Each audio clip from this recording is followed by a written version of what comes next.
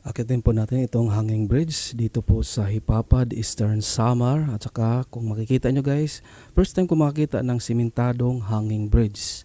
Sabi nung nasa baba, kaya daw ang scooter dito, dumadaan daw po dito. Pero hindi ko ginawa dahil baka may kasalubong ako. Kasi medyo maliit lang yung ano eh.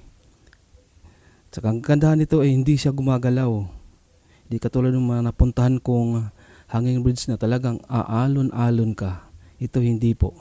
Maganda ang pagkagawa po nito. Sana ito ang panggayahin ng mga gagawa ng ganitong hanging bridge. Ayun po. Tsaka nasilalim yan yung ilog dito sa Hipapad.